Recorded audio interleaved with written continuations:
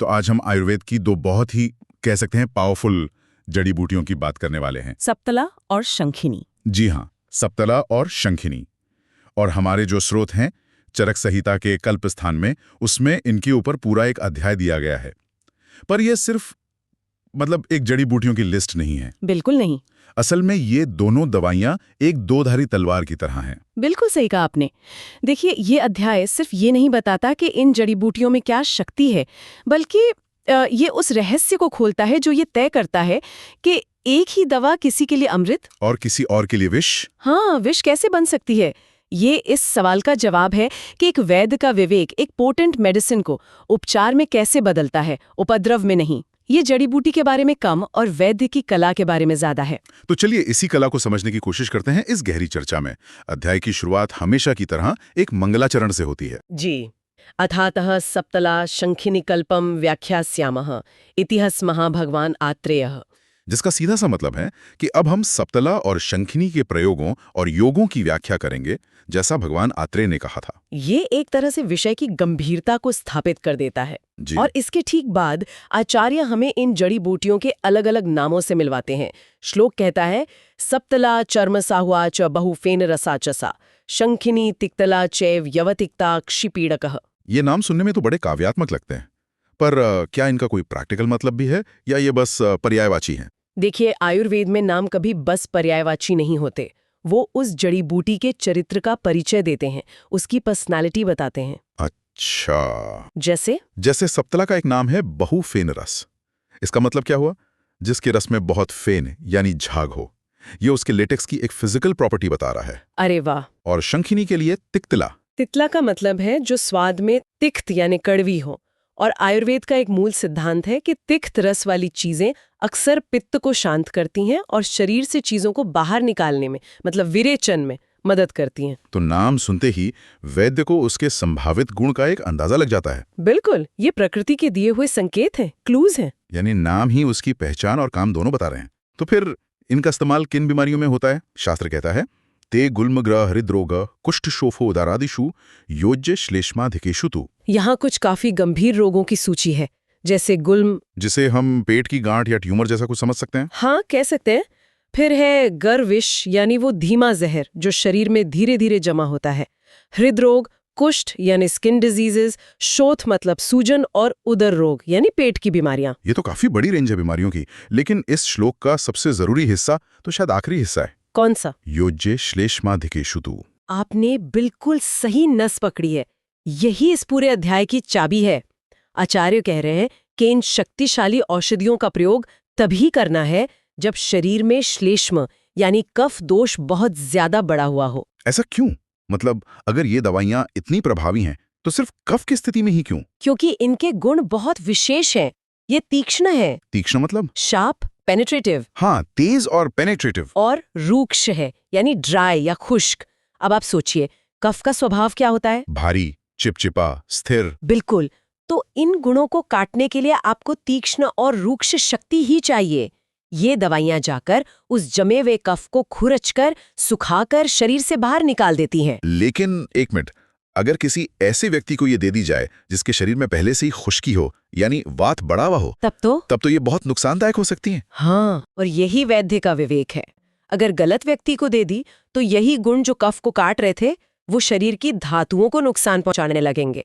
इसीलिए शास्त्र ने ये लक्ष्मण रेखा खींच दी, श्लेष्माधिकेषु। तो दवा वही है, पर रोगी की स्थिति उसे अमृत या विष बनाती है। बिल्कुल सही। ये बात तो बहुत गहरी है।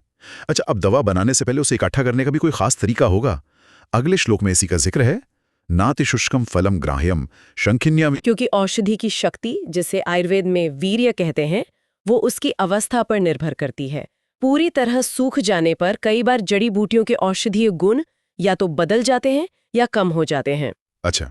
नातिशुष्कम अवस्था वो स्वीट स्पॉट है जहां औषधि में नमी भी कम हो चुकी है ताकि वो खराब ना हो, लेकिन उसका वीर्य पूरी तरह से बना हुआ है। ये दिखाता है कि प्रक्रिया का हर एक छोटा कदम कितना मायने रखता है। समझ गया। तो हमने सही जड़ी बूटी चुन ली, सही समय पे इकट्ठा कर ली। अब आते हैं पहले नुस्खे पर, जो कफ वात से होने वाले हृदय रोग और गुल्म के लिए है। श्लोक है, अक्षमात्रम तयोः पिंडम प्रसन्ना लवणायुतम। इसमें कहा गया है कि दोनों का लगभग 12 ग्राम पेस्ट लेकर उसमें प्रसन्ना और सेंधा नमक मिलाकर देना है। यहाँ रुककर इस योग की बनावट को समझना बहुत जरूरी है। ये सिर्फ 3 चीजों का मिश्रण नहीं है, ये एक पूरी स्ट्रैटेजी है। स्टडी। वो कैसे? और ये प्रसन्ना क्या चीज है? प्रसन्ना एक प्रकार की मदिरा है। मदिरा दवा में? हाँ, अब कोई सोचेगा कि दवा में मदिरा क्यों? क्योंकि मदिरा में व्यवायी और उष्ण गुण होते हैं। व्यवायी गुण का अर्थ है कि वो पचने से पहले ही पूरे शरीर में बहुत तेजी से फैल जाती है। अच्छा। तो वो दवा को तेजी से डिलीवर करती है। बिल्कुल। वो इस सप्तला शंखनी की शक्ति को तुरंत हर कोशिका तक पहुंचा देती है। और उष्ण यानी गर्म होने के कारण वो वात और कफ, जो दोनों ठंडे होते हैं, उन्हें शांत करती है। और सेंधा नमक, उसका क्या रोल है? सेंधा नमक वात को कम करता है और स्रोतों यानी बॉडी चैनल्स में आई रुकावट को खोलता है। तो ये पूरा कॉम्बिनेशन एक साथ काम कर रहा है। प्रसन्ना दवा को फैला रही है, सेंधा नमक रास्ते खोल रहे हैं और सप्तला शंखनी अपना काम कर रही हैं। ये प्रिसिजन मेडिसिन का एक प्राचीन उदाहरण है। ये तो कमाल है। लेकिन शास्त्र यही नहीं रुकता। आगे वो कहते हैं कि इसी एक नुस्खे को 16 अलग-अलग तरीकों से इस्तेमाल किया जा सकता है। हाँ, अगले 2 श्लोकों में वो 11 तरह के फलों के रस का जिक्र करते हैं। जैसे प्रियाल, द्राक्षा, खजूर। बिल्कुल। और 5 तरह के फर्मेंटेड लिक्विड्स का, जैसे मारिया, दधिमांड।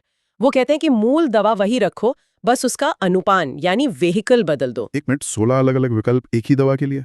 आज के दौर में तो ये सुनने में बड़ा अनसाइंटिफिक सा लगता है। ऐसा लगता है कि ये तो गैस वर्क है। नहीं, एक वैद्य ये फैसला कैसे करेगा कि अंगूर का रस इस्तेमाल करना है या दही का पानी? आपका सवाल बहुत वाजिब है और ये आधुनिक और प्राचीन सोच के फर्क को दिखाता है। ये गैसवर्क नहीं है, ये एक्सट्रीम कस्टमाइजेशन है। कस्टमाइजेशन? हाँ, शास्त्र वैद्य को एक फिक्स्ड प्रिस्क्रिप्शन नहीं दे रहा, बल्कि एक फ्रेमवर्क दे रहा है। वैद्य रोगी के बल को देखेगा। अगर रोगी बहुत बलवान है और दोष बहुत ज्यादा है तो वो तीक्ष्ण अनुपान चुनेगा। अगर रोगी कमजोर है तो वो सौम्य अनुपान जैसे फलों का रस चुनेगा। अच्छा, दोष के हिसाब से भी? बिल्कुल। कफ के साथ पित्त भी है या वात, हर सवाल का जवाब अनुपान के चुनाव को बदल देगा। ये 16 विकल्प असल में वैद्य को दी गई आजादी है रोगी के लिए सबसे सटीक दवा बनाने की। समझ गया। तो ये वन साइज फिट्स ऑल का उल्टा है। ये वन साइज फिट्स वन की सोच है, कह सकते हैं। बहुत खूब। चलिए अब आगे बढ़ते हैं। अध्याय में अब दवा का रूप ही बदल जाता है। हम काढ़े से तेल की ओर आते हैं, तेल कल्पना। यहाँ प्रक्रिया थोड़ी जटिल लगती है। हाँ, यहाँ स्नेहन और विरेचन को एक साथ मिलाया जा रहा है।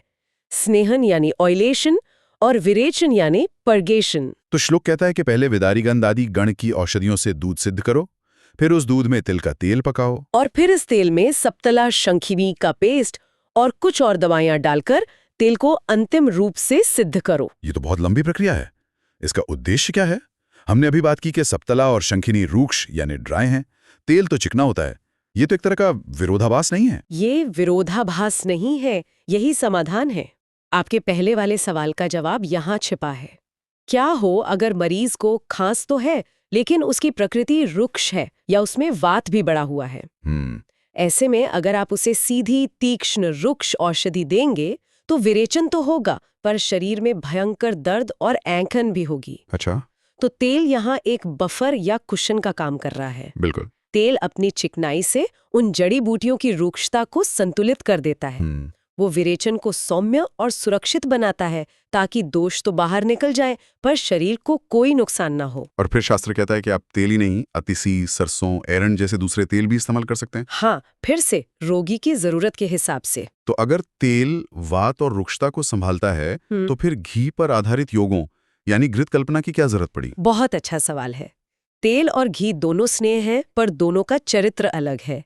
घी को आयुर्वेद में पित्त को शांत करने वाला सर्वश्रेष्ठ द्रव्य माना गया है। अच्छा। और सप्तला और शांखिनी जैसी दवाइयाँ सिर्फ तीक्ष्ण और रूक्षी नहीं बल्कि वीर्य में उष्ण यानी गर्म भी होती हैं। और गर्मी पित्त को बढ़ाती है ना? ठीक समझे। अब कल्पना कीजिए एक ऐसे रोगी की जिसमें कफ तो बहुत है लेकिन उसकी प्रकृति पित्त वाली है या उसे पित्त से जुड़ी कोई और समस्या है। तो उसे तेल या काढ़े में दवा देने से उसका पित्त भड़क सकता है? बिल्कुल। उसके लिए आचार्य एक और सूक्ष्म प्रक्रिया बताते हैं।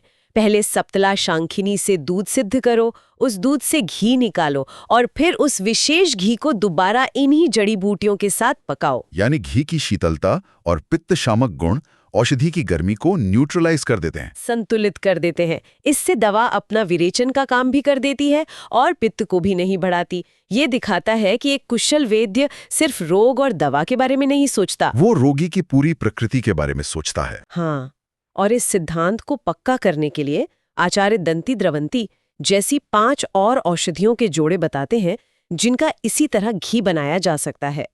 ये एक नुस्खा नहीं है, ये एक पूरी पद्धति है। ये तो सच में चिकित्सा की गहरी समझ को दिखाता है। अध्याय में आगे कुछ जगहों पर पिछले अध्यायों का भी जिक्र आता है, जैसे त्रिवृत कल्पेन, सर्पिश या दंती द्रवंतियों कल्पेन।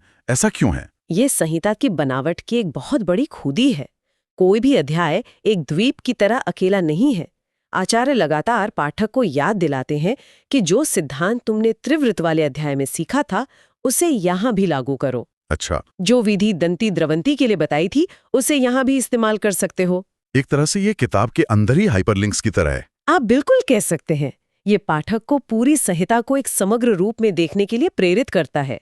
ज्ञान टुकड़ों में नहीं है, वो एक जाल की तरह आपस में जुड़ा हुआ है। एक सिद्धांत को समझ लो तो उसे सैकड़ों जगहों पर लागू कर सकते हो। बिल्कुल। पर अंत में अध्याय का सारांश आता है जहां सारे योगों की गिनती बताई गई है। तत्र श्लोको कषाया दश षट्चैव षट तैलेष्टौ च सर्पिषि। और आगे बताया गया है कि कुल 39 सिद्ध योग इस अध्याय में है। हाँ, 16 काढ़े के योग, 6 तेल में, 8 घी में और बाकी मदिरा, लेह वगैरह में। जब मैं ये नंबर सुनता हूँ 39, तो ये एक लिस्ट जैसा लगता है। पर हमारी अब तक की बातचीत के बाद मुझे लग रहा है कि इस नंबर का मतलब सिर्फ गिनती नहीं है। बिल्कुल नहीं है। ये 39 की संख्या उस संभावना को दर्शाती है जो एक वैद्य के पास है। ये उस स्वतंत्रता का प्रतीक है जो शास्त्र वैद्य को देता है। ये इस बात का सबूत है कि आयुर्वेद फिक्स्ड प्रोटोकॉल्स का विज्ञान नहीं है। दोष, दूष्य, प्रकृति, बल, काल, अग्नि, इन सब चीजों की सूक्ष्मता को समझकर इन 39 विकल्पों में से अपनी युक्ति और अपने विवेक से रोगी के लिए उस एक सही योग का चयन करने की क्षमता। यही असली चिकित्सा है। यही असली चिकित्सा है। शास्त्र आपको विकल्प देता है, लेकिन अंतिम निर्णय हमेशा वैद्य का होता है। तो मतलब सप्तला और शंखिनी खुद में दवा नहीं है, वे तो बस एक कच्चा माल है। हाँ, असली दवा तो वैद्य का विवेक है, जो ये तय करता है कि उस कच्चे माल को काढ़ा बनाना है, तेल बनाना है या घी। आपने पूरे अध्याय का सार एक वाक्य में कह दिया। औषधि द्रव्य में नहीं, वैद्य की युक्ति में निवास करती है। हमारी आज की बातचीत के बाद एक सवाल मन में रह जाता है। आज जब हम पर्सनलाइज्ड मेडिसिन की बात करते हैं तो हमें लगता है कि ये कोई बहुत नई और आधुनिक खोज है। पर यहाँ हजारों साल पुराने एक टेक्स्ट में हम देख रहे हैं कि एक ही दवा को 39 अलग-अलग तरीकों से सिर्फ एक व्यक्ति के लिए कस्टमाइज करने की बात हो रही है। क्या हम आज की टेक्नोलॉजी के दौर में इस गहरी समझ को कहीं पीछे तो नहीं छोड़ रहे हैं?